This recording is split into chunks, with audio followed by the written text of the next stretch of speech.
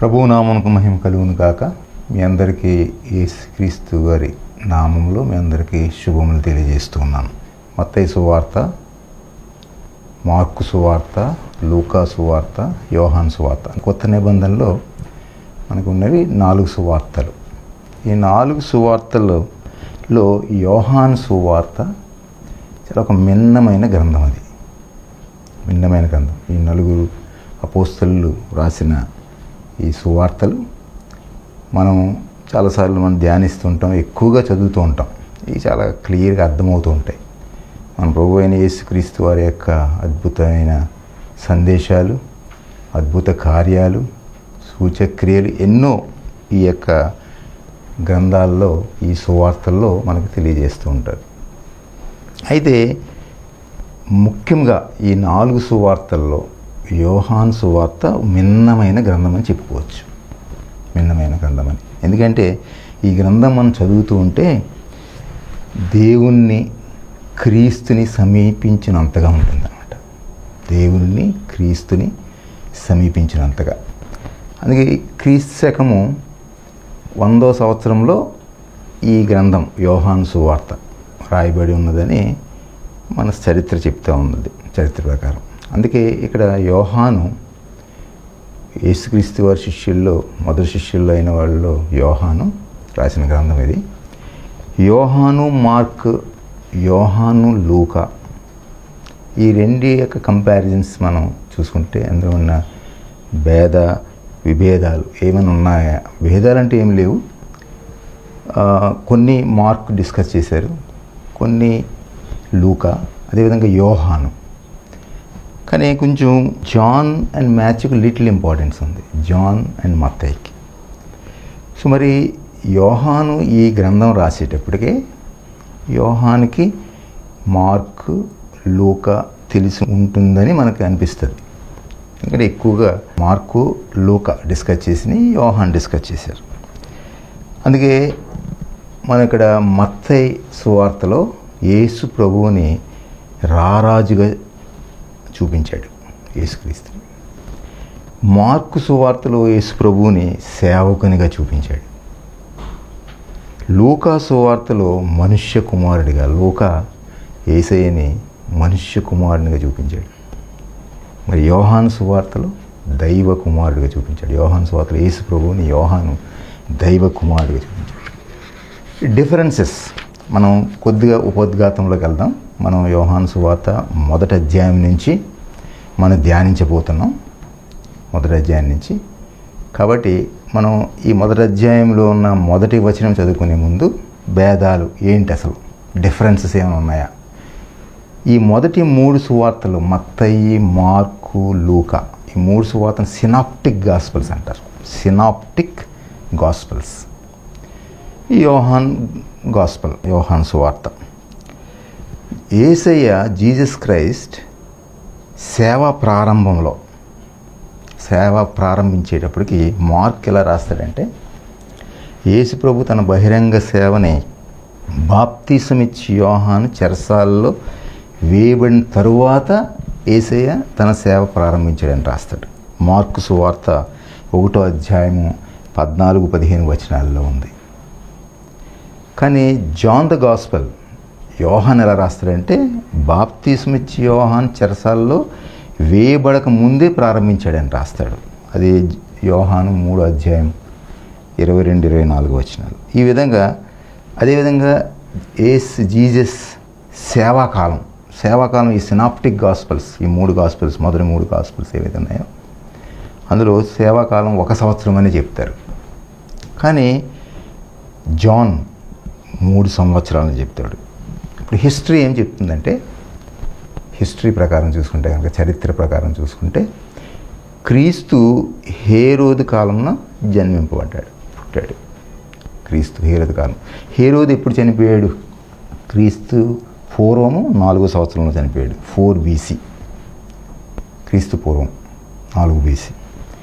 అంటే ఇక్కడ లూకా ఏం రాస్తున్నాడంటే, లూకా Christ started his ministry at the age of 30 years, 30 సంవత్సరాలు. అంటే ఈ విధంగా చూసుకుంటే కనుక క్రీస్తు శకము 29-30 సంవత్సరాల మధ్యలో యేసుక్రీస్తు సిలువ వేయబడ్డాడని మనకు చరిత్ర చెప్తూ ఉంది.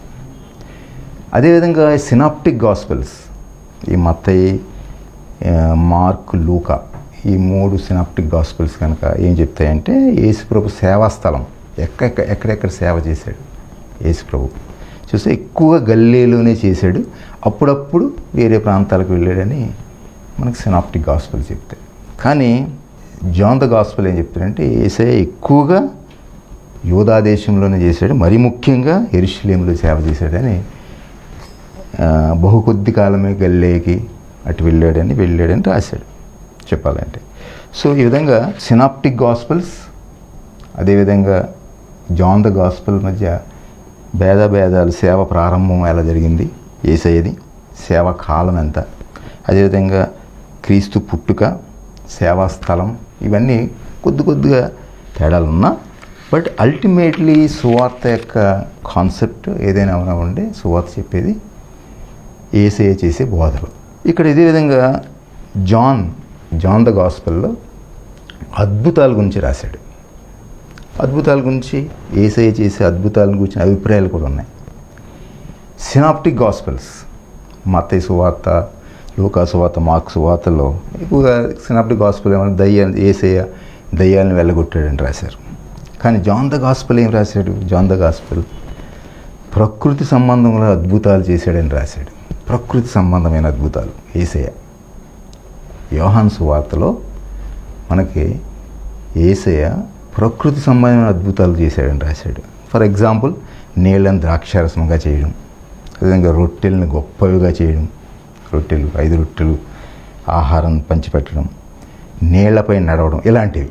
అంటే అదేవిధంగా యోహాను సువార్తలో ఆయన శక్తిని గూర్చిన అద్భుతాలు కూడా రాశాడు. యోహాను సువార్తలో ఆయన శక్తి అంటే, అందుకే దేవాదేవుడు ఏమంటాడు? ఆయన సర్వశక్తి గల దేవుడిని అంటాడు ఆదికాండంలో. నేను సర్వశక్తి గల దేవుడిని, I'm the all mighty God.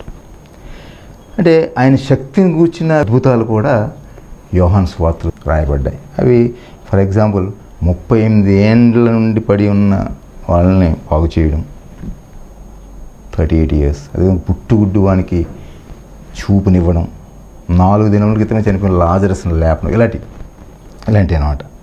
యోహాను ఏమంటాడంటే ఇవన్నీ యేసయ్య వాళ్ళ మీద కనికరపడి చేసినవి కాదు. ఇవి యేసయ్య కంపాషన్. మనం ఎవరైనా కనపడ్డారనుకుంటే, పేదలు కనపడ్డారనుకోండి, బీదలు కనపడ్డారు, మనం సహాయం చేద్దాం, కనికరపడతాం. కానీ యేసయ్య ఈ అద్భుతాలు చేసింది వాళ్ళ మీద కనికరపడి చేసినవి కాదు. అది యోహాను చెప్పేది. దేవుని మహిమ తన మహిమ నిమిత్తం చేశాడు ఆయన. దేవుని మహిమ తన మహిమ, తన అంటే ఇక్కడ యేసయ్య మహిమ నిమిత్తం చేసినయే తప్ప. ఇక్కడ ఒక 2-3 ఎగ్జాంపుల్స్ చూపిస్తాను మీకు. ఏంటంటే యోహాను సువార్త 2వ అధ్యాయం 11వ వచనంలో తన మహిమను బయలుపరిచాడు. కానా విందులో అద్భుతం జరిగిన తర్వాత, నీళ్ళని ద్రాక్షరసంగా మార్చిన తర్వాత తన మహిమను బయలుపరిచాడు కానా విందులో. అదేవిధంగా రెండవది 11వ అధ్యాయం 4వ వచనంలో కూడా, యోహాను సువార్త 11వ అధ్యాయం 4వ వచనంలో కూడా లాజరు రోగి ఉన్నాడని తెలుసుకున్న తర్వాత ఆయన అంటున్న మాట అన్నమాట, ఈ వ్యాధి మరణం కొరకు వచ్చినది కాదు, కానీ దేవుని కుమారుడు దాని వలన మహిమపరచబడినట్లు దేవుని మహిమ కొరకు వచ్చింది అన్నట్టు. It is for the glory of God, so that the son of God may be glorified through it. ఒక 3వ ఎగ్జాంపుల్ తీసుకుంటే కనుక, పుట్టుగుడ్డు వాడిని యేసయ్య వద్ద తీసుకొచ్చారు. 9వ అధ్యాయం 3వ వచనంలో చెప్పబడి, పుట్టుగుడ్డు వాడిని యేసయ్య వద్ద తీసుకొస్తే వాళ్ళు యేసయ్యని ప్రశ్నిస్తున్నారు. వీడు గుడ్డువాడే పుట్టడానికి కారణం ఎవరు? వీళ్ళు తండ్రి ఎవరు అని, ఏ పాపం చేశాడు ఇతను అని యేసయ్యని ప్రశ్నిస్తూ ఉన్నారు అక్కడ. అప్పుడు యేసయ్య ఏమంటాడండి? వీడైనను వీని కన్నవారైనను పాపము చేయలేదు, కానీ దేవుని క్రియలు వీని యందు ప్రత్యక్షపరచబడుటకు వీడి గుడ్డివాడిగా పుట్టాను. చూసారా ఎంత గొప్ప వాక్యం, ఎంత గొప్ప వాక్యం యేసయ్యగలుగుతున్నాడు చూడండి. దేవుని క్రియలు వీని యందు ప్రత్యక్షపరచబడుటకు వీడి గుడ్డివాడిగా పుట్టాను. అంటే ఇక్కడ యోహాను ఎలా చూపిస్తున్నాడంటే, ఈ గ్రంథం అంతా యేసయ్య లోకమునకు వెలుగు అని చూపిస్తున్నాడు. యేసయ్య లోకమునకు వెలుగు, light of the world I'm the light of the world అన్నాడు జీసస్. పుట్టుగుడ్డువాడి అద్భుతం ద్వారా పుట్టుగుడ్డువాడికి చూపివ్వడం వల్ల I'm the light of the world అని చూపిస్తున్నాడు. అదేవిధంగా యేసయ్య జీవపు రొట్టె, బ్రెడ్ ఆఫ్ లైఫ్. 5,000 మందికి ఆహారం ఆయన ఇచ్చాడు అంటే 5,000 మందికి జాన్ 6 చాప్టర్లో ఉంది. అదేవిధంగా లాజరును లేపాడు, చనిపోయిన లాజరును లేపాడు. అంటే యేసయ్య నేనే జీవమును పునరుద్ధానమును అని నిరూపించడానికి, అని తెలపడానికి, I'm the resurrection and life అని యేసయ్య తెలపడానికి ఈ 3 అద్భుతాలు చేశాడని మనకు చాలా తెల్లం అవుతుంది క్లియర్గా. అందుకే బైబిల్ మనం చదివేటప్పుడు వర్డ్ బై వర్డ్ చదవాలి. ఏదో జస్ట్ మామూలుగా చదువుకుంటూ స్పీడ్గా చదువుకుంటూ పోయానికి ఏం అర్థం కాదు. మళ్ళీ చదివిన మళ్ళీ అర్థం, మళ్ళీ కొత్త, ఎప్పుడు ఎన్నిసార్లు చదివినా కొత్తగా ఉంటుంది. నేను ఎన్నిసార్లు చదివాను యోహాను సువార్తని, ఇంకా still it is new all the time. అదేవిధంగా ఇదే కాదు, ఏ గ్రంథమైనా తీసుకోండి బైబిల్లో 66 పుస్తకాలు. కొన్ని పుస్తకాలు కాంప్లికేటెడ్, చాలా కష్టంగా కూడా ఉంటాయి. ప్రకటన గ్రంథం చాలా కష్టంగా ఉంది, అందుకే చాలామంది చదవరు. ఎహెజ్కేలు చాలా కష్టంగా ఉంటుంది. అంటే మనకి ప్రవక్తలు రాసినవి ఇవి కొన్ని బాగుంటాయి. మనకి సమూయేల్ ఈ విధంగా మనం బైబిల్ చదివేటప్పుడు చాలా జాగ్రత్తగా, కాన్సన్ట్రేటెడ్గా ధ్యానం చేయాలి. బైబిల్ చదవడం కాదు, చదివి ధ్యానం చేయాలి ఆ వాక్యాన్ని. మనం ఇప్పుడు ఈరోజు ఇక్కడి నుంచి మనం యోహాను సువార్తను మనం ధ్యానం చేయబోతున్నాం. Line by line, word by word, వచనం బై వచనం, వచనం తర్వాత వచనం, అందులో ఉన్న పదాలు వాటన్నిటిని ఒక సిద్ధాంతాలుగా మనం తీసుకొని ధ్యానం చేస్తే కనుక మనకు కొంత అర్థం అవుతుంది. దేవుని యొక్క కార్యాలు ఏంటి, దేవుని యొక్క క్రియలు ఏంటి అనేది మనకు తెలియజేయబడతాయి. ఇప్పుడు మాథ్యూ సినాప్టిక్ గాస్పల్స్ తీసుకోండి. సినాప్టిక్ గాస్పల్స్లో మత్తయి, లూకాలు యేసు వంశావళిని రాశారు. మత్తయి, లూకాలు. మార్కు గురించి చరిత్రలో ఏం చెప్పబడుతుందంటే పేతురు ప్రసంగిస్తూ ఉంటే పేతురు ప్రసంగాన్ని ఆధారం చేసుకుని తన సువార్త రాశాడని అంటారు మార్కు. సినాప్టిక్ గాస్పెల్స్, ఈ 3 సినాప్టిక్ గాస్పెల్స్ ఏవైతే ఉన్నాయో ఈ 3 యేసు చేసిన శరీర సంబంధమైన వాటికి ప్రాముఖ్యత ఇచ్చారు. యేసు చేసిన శరీర సంబంధమైన వాటికి ప్రాముఖ్యత ఇచ్చారు. కానీ యోహాను ఇది గమనించి ఆయన్ని పరిశుద్ధాత్మ ప్రేరేపించగా ఆయన ఆత్మీయ సువార్త రాశాడు. అందుకే మనకి యోహాను సువార్త ఎలా కనబడుతుందంటే ఆత్మీయ సువార్తలా కనబడుతుంది మనకి. అందుకే యోహాను ఏం చెప్తున్నాడండి? యోహాను ఎలా చెప్తున్నాడు? యేసయ్య నరావతారియే భూలోకమునికి ఎగిన వ్యక్తి ద్వారా దేవుని మనసెట్టిదో చెప్తున్నాడు. ఈ సువార్త ద్వారా దేవుని మనసెట్టిదో చూపడానికి, మన క్రైస్తవ్యం యొక్క ఔన్నత్యం కోసం, దాని యొక్క గంభీరతను చూపించడానికి తన సువార్తను చెప్పాడనేది, రాశాడనేది మనకి అర్థమవుతుంది. అంటే దేవుని యొక్క మనస్సెట్టిదు అనేది ఈ యోహాను సువార్తగా మనం చదువుతూ ఉంటే మనకి చాలా తెల్లం అవుతుంటుంది. అదేవిధంగా యోహాను యేసుక్రీస్తు యొక్క మానవత్వం, దైవత్వం రుజువుపరిచే ఒక చిత్రపటాన్ని గీశాడు ఈ సువార్త ద్వారా. క్రీస్తు యొక్క మానవత్వం, దైవత్వం, ఈ రెండింటిని మనం కొద్దిగా 1 minute డిస్కస్ చేద్దాం. క్రీస్తు యొక్క మానవత్వము, దైవత్వం ఏంటి అసలు? క్రీస్తు యొక్క మానవత్వాన్ని మనం కనుక కొంచెం మనం చూస్తే కనుక కేవలం మానవ గుణ లక్షణం గలవాడు మాత్రమే కాదు యేసయ్య. చూడండి, మానవ గుణ లక్షణం గలవాడు మానవత్వం ప్రకారం చూస్తే కనుక అది ఎలా చెప్పగలం మనం? ఇప్పుడు దేవాలయం అపవిత్రపరిచారు. దేవాలయాన్ని అపవిత్రపరచగా ఏం చేసి దాన్ని శుద్ధి చేశాడు ఆయన. మానవత్వం. ఆకలిగా ఉన్నాడు ఆయన. అప్పుడు శిష్యులు ఆయనకి భోజనం ఇవ్వగలిగారు. ఆకలిగా ఉన్నవాడు మానవుడిగా. మనం ఆకలేస్తుంది కదండి మనకి. ఆయన కన్నీరు కార్చాడు. దేవుడు కన్నీరు కార్చడం ఏంటండి? కానీ మానవుడిగా ఈ లోకంలో శరీరధారి వచ్చి ఆయన కన్నీరు కార్చాడు. సిలువపై ఆయన 7 మాటల్లో దప్పిగా ఉన్నాడు. నేను దప్పిగా ఉన్నాను అంటాడు. అంటే ఇది క్రీస్తు యొక్క మానవత్వాన్ని చూపిస్తూ ఉంటుంది. మరి దైవత్వం ఏంటి? క్రీస్తు యొక్క దైవత్వం అంటే యేసుక్రీస్తు అనాది కాలం నుంచి ఉన్నవాడని చెప్తా ఉన్నది. యేసయ్య చెప్తుంది ఏంటంటే నేను అనాది కాలం నుంచి ఉన్నవాడును. జాన్ 8వ అధ్యాయం 58వ వచనంలో అబ్రహాం పుట్టకముందే నేనున్నానని యేసు చెప్పాడు. అబ్రహాం పుట్టకముందే. అబ్రహాం ఎక్కడండి? అనాది కాలం. సో యేసు అనాది కాలం నుంచే ఉన్నాడని, పరలోకం నుంచి వచ్చినవాడని 6వ అధ్యాయం 33వ వచనం చదివితే కనుక, 6వ అధ్యాయం 33 నుంచి 38 వరకు చదివితే పరలోకం నుంచి వచ్చినవాడు. అదేవిధంగా యేసు సర్వజ్ఞుడు. He knows everything. ప్రతి ఒక్కరి గురించి తెలిసినవాడు. నీ గురించి, నా గురించి, మన హృదయంలో మనం ఏమనుకుంటున్నాము, మనం ఏం చేస్తున్నాం, సర్వజ్ఞుడు, సర్వం ఎరిగినవాడు. అందుకే కదా 4వ అధ్యాయం 15-17 వచ్చిన సమరయ స్త్రీ దగ్గరికి వెళ్తాడు. సమరయ స్త్రీ దగ్గరికి ఎప్పుడు వెళ్ళాడు ఆయన? మధ్యాహ్నం పూట వెళ్ళాడు. మధ్యాహ్నం పూటే వస్తుంది ఆమె. దేవుడు సర్వజ్ఞుడు, ఎరిగినవాడు. అదేవిధంగా బెతెస్త కోనేరు వద్ద ఏమంటాడు ఆయన? నువ్వు స్వస్థపడగోరుతున్నావా అంటాడు వెళ్ళి, బెతెస్త కోనేరు దగ్గర. ఇవన్నీ మనం ధ్యానించబోతాం. అదే లాజరు మరణం, ఇవన్నీ ఆయన ఎరిగినవాడు. ఇది మరణం కొరకు వచ్చింది కాదు అంటాడు లాజరు మరణం దగ్గర. ఈ విధంగా క్రీస్తు యొక్క దైవత్వాన్ని సూచిస్తాడు ఈ యోహాను సువార్త. నాకు ఉపోద్ఘాతం చెప్తున్నానండి ముందు. దీని తర్వాత మన వాక్య ధ్యానాంశంలోకి వెళ్తూ ఉంటాం. అదేవిధంగా జాన్ ఈ సువార్త వ్రాసిన సందర్భాలు గురించి కనుక మనం ఆలోచిస్తే, జాన్ ఈ సువార్తను ఎందుకు రాశాడు, ఎవరి కోసం రాశాడు, ఎవరికి అర్థం అవడం కోసం రాశాడు, ఇవన్నీ కనుక మనం ఆలోచిస్తాం. ఇది క్రీస్తు 100వ సంవత్సరంలో రాయబడింది. ఆ టైంలో క్రైస్తవ సంఘం అనేది యేసుని ఎరిగిన వారు, యేసు చనిపోయిన తర్వాత 70 సంవత్సరాలు ఆల్మోస్ట్. సో క్రైస్తవులుగా మారిన వాళ్ళు, క్రీస్తుని అంగీకరించిన వాళ్ళు యూదా లోకంలో మాత్రమే కాకుండా, అంటే యూదా లోకంలోకి ఉన్నది ఫస్ట్, యూదా లోకం నుంచి స్టార్ట్ అయింది. కానీ ఆ తర్వాత దాని సరిహద్దులన్నీ పెరిగాయి. అంటే క్రీస్తుని అంగీకరించిన వాళ్ళు, ఇంకా చుట్టుపక్కల వాళ్ళు, అలాగే క్రిస్టియానిటీ ఎక్స్పాండెడ్ టువర్డ్స్ జెంటైల్స్, అంటే అన్యజనులలో కూడా ఈ యొక్క సువార్త వెళ్ళి వాళ్ళు అంగీకరించి యేసుని అంగీకరించారు. They became Christians. ఈ జెంటైల్స్ అంటాం అన్నమాట. ఈ Christianity has expanded towards gentiles. గ్రీకులు ఆ టైంలో జెంటైల్స్ అంటే అన్యజనులందరూ గ్రీకులు ఎక్కువ ఉండేవారు. కానీ చాలామంది క్రీస్తుని అంగీకరించారు. చాలామంది క్రీస్తుని అంగీకరించి యాజ్ దేర్ సేవియర్, తన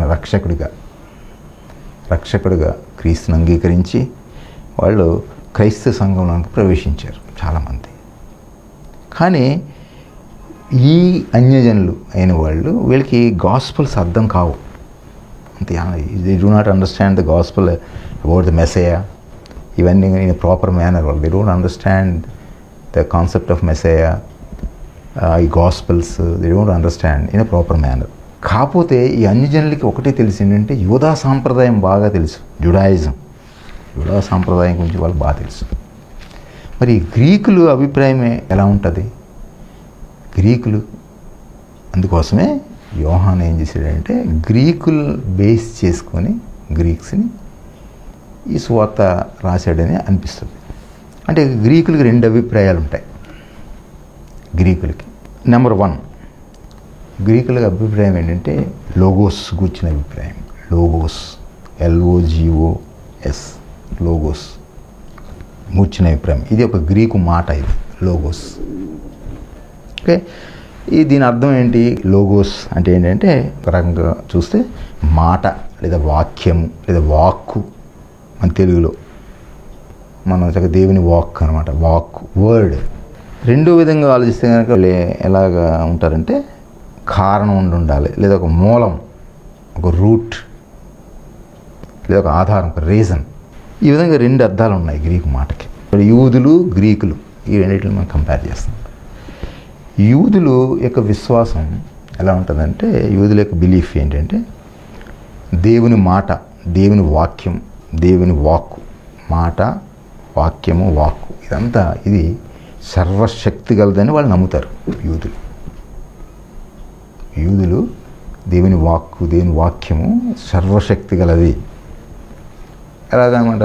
జెనసిస్ చాప్టర్ 1 3వ వచనం, ఆదికాండము 1వ అధ్యాయం 3వ వచనంలో ఎలా ఉంటుంది? దేవుడు వెలుగు కమ్మనగా వెలుగు కలిగాను. ద లార్డ్స్ వర్డ్ అది, రైట్? వెలుగు కమ్మనగా అంటే ఇది చాలా అధికారంతో కూడిన మాట అనమాట. ఇది వెలుగు కమ్మనగా వెలుగు కలిగింది. మనందరూ తెలిసిందే ఇది. అంటే యూదులు నమ్మేది అది.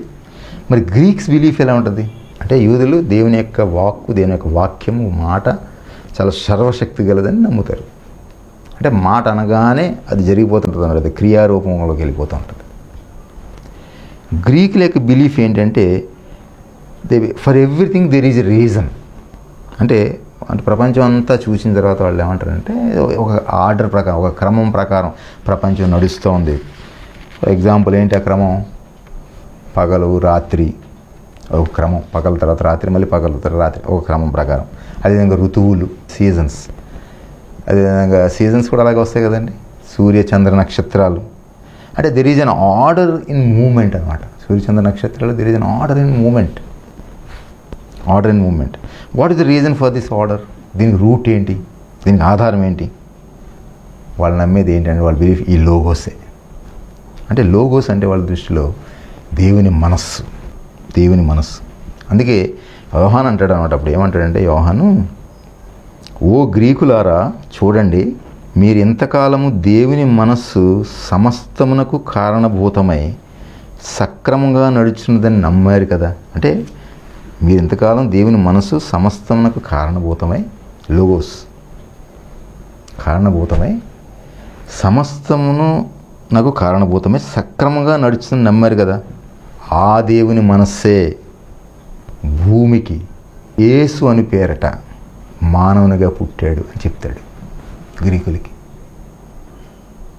ఈ యొక్క యోహాను సువార్త 1వ అధ్యాయం 1 నుంచి 18 వరకు మనం చదివితే కనుక it's not so easy to understand also, ప్రతి వర్డ్ బై వర్డ్. అంటే దేవుని మనస్సే ప్రతిదానికి కారణభూతమే మీరు నమ్ముతున్నారు కదా. ఆ దేవుని మనస్సే యేసు రూపంలో, యేసు అని పేరు మీద భూమికి వచ్చాడు, భూమిలో మానవుడిగా వచ్చాడు అని చెప్తాడు. మీరు ఆయన చూసారా?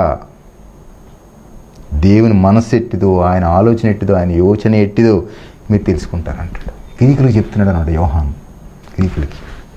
ఈ విధంగా యోహాను గ్రీకుల మనస్సును, యోచనకు అందిపుచ్చుకునేటట్లుగా యోహాను ఏం చేస్తున్నాడంటే యేసు మానవ రూపం ధరించి ఈ లోకానికి వచ్చాడు, దేవుడని చూపడానికి ప్రయత్నించాడు అనమాట. యోహాను సువార్త అంతా అదే.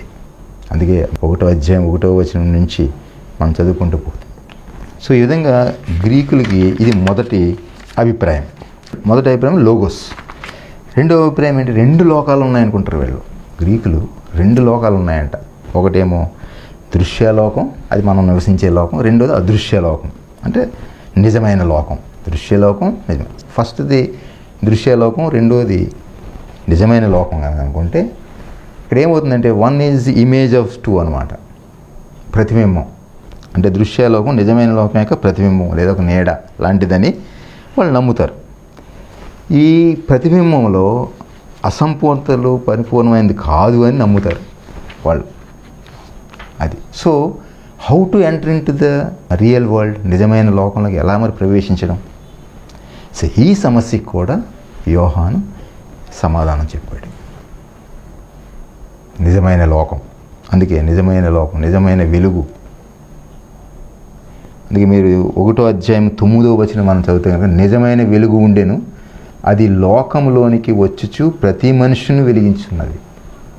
నిజమైన వెలుగు ఆయన యొక్క సువార్తలో చెప్తుంది. నిజమైన ఆహారం, నిజమైన ద్రాక్షవల్లిని, నా తీర్పు సత్యమే. ఈ విధంగా యేసయ్య గురించి వాళ్ళ యొక్క ప్రశ్నకి సమాధానాన్ని ఇక్కడ చూపించాడు. రియల్ వరల్డ్, నిత్య జీవంలోకి ఎలా వెళ్ళాలి, నిత్య జీవంలోకి నడిపించడం ఎలా, నడవడానికి నువ్వేం చేయాలి, నీ మార్గం ఏంటి?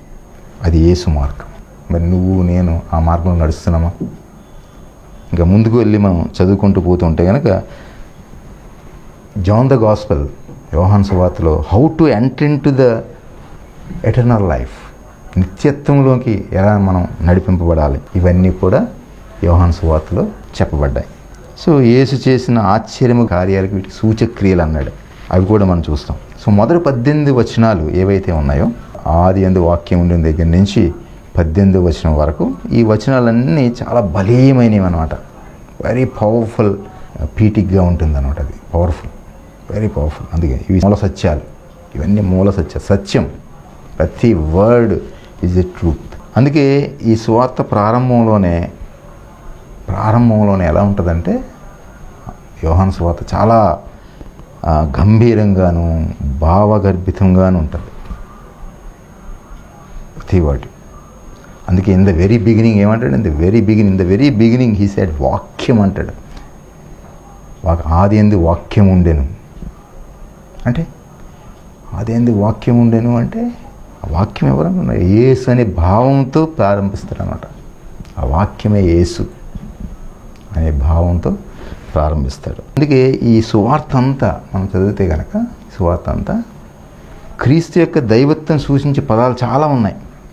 ఇందులో క్రీస్తు యొక్క దైవత్వాన్ని సూచించే పదాలు వాక్యము, ఫస్ట్ ఆది యందు వాక్యం ఉండెను, తర్వాత అద్వితీయుడు అంటే ఇంకొకటి లేరు ఇలాంటిది అని, గొర్రె పిల్ల, దేవుని కుమారుడు, నిజమైన ఆహారము, వెలుగు, I'm the light of the world అంటాడు యేసయ్య, కాపరి, వెలుగు, కాపరి, ద్వారము, ఐఎమ్ ద డోర్ అంటాడు జీసస్ ఒక చోట, ఐఎమ్ ద వే, నేను మార్గము, సత్యము, జీవము, పునరుద్ధానము, ద్రాక్షవల్లి, ఈ విధంగా నేను ఉన్నాను.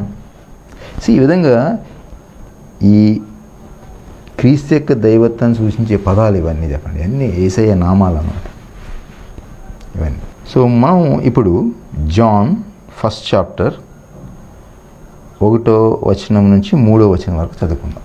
ఆది యందు వాక్యము ఉండెను, వాక్యము దేవుని యొద్ద ఉండెను, వాక్యము దేవుడై ఉండెను. 2వ వచనం, ఆయన ఆది యందు దేవుని యొద్ద ఉండెను, సమస్తమును ఆయన మూలముగా కలిగెను.